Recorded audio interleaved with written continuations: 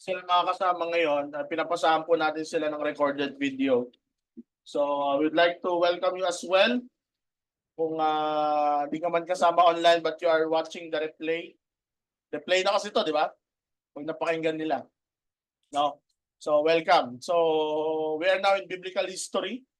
And one of the things na magandang pag-aralan patungkol sa history is always remember that history is His story. No?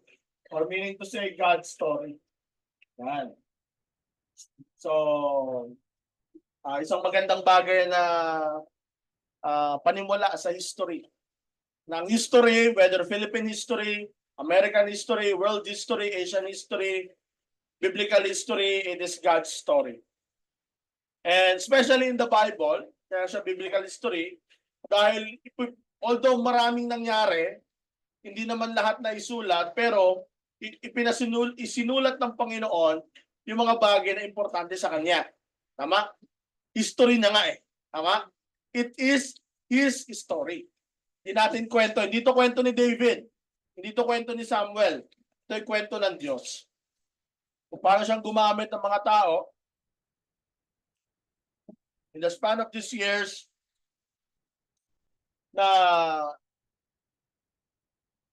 in bawat stages ng history ng Bible, God is actively communicating with His people. Alright? So, sa Bible natin, sa 66 books, ay hinati siya sa 1st and 2nd Samuel. But in the original manuscript, it is just one book. The book of Samuel. Alright? Or ang tawag nila dito sa book of Samuel ay former prophets. So, sa original book, it is just Samuel. Alright? The book of Samuel, the book of Kings, the book of Chronicles, walang 1st and 2nd. No, 1st and 2nd Samuel sa book natin. But for them, it's just Samuel. Alright? So, of course, we believe that it was written by Samuel, the 1st and 2nd Samuel, and the book of Ruth. And I will explain you later. So, the book of Samuel was, ang time frame niyan, the book of Samuel, 1st and 2nd, is approximately 150 years. Right? So, the book of Samuel ay, ang kwento niyan, ang buod niyan, yung mga kaganapan, lahat-lahat, no, ay 150 years. Okay? So, in this story, later on, we will find out that the nation, the history of Israel, especially in times of King David, David's life as a king, ito na po yung pinaka-peak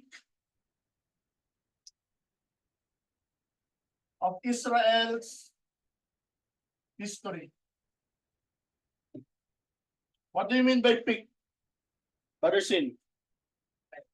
Climax. Yan. Baga sa bundok. Bundok yan ha. Ito yung peak. Pinakataas. So, it all started where? It all started the history of Israel where? Whose man? Whose man? The history of Israel started kanino? Of course, Abraham. Okay? So, it all started from Abraham. Lahat nandyan galing. Genesis chapter 12 verse 3. Maliwanag ang Bible dyan. Okay? Genesis chapter 12. No? Abraham, get thee out from thy country, from thy kindred, to thy father's house, to the place that I will show you, and I will make thee a great nation. I will make thy name great. You will be a blessing, and in thee all the families of the earth shall be blessed. Maliwanag. Remember, Abrahamic covenant. So, listen to this. Abraham to David is approximately 1,000 years. History pinag-aaralan natin ha. So, if you know your Bible, if you know your history, sinabi ko na ito nakaraan,